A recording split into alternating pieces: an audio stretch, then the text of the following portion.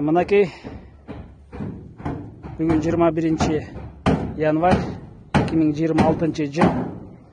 Мына Миңбулак айылындағы салынған мектептің крышасын кайра оңдоп түзөө иштери бүттү.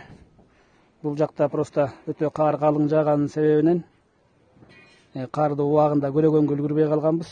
Мынчалык кар жайт деп эч ким күткөн эмес да.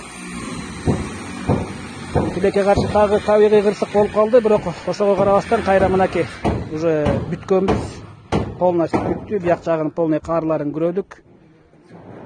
Тазалап, дагы усиливать этип, эми мындан кийин бул жака хоть кандай кар жааса дагы коркунуч жок деп кепилдик бере алам.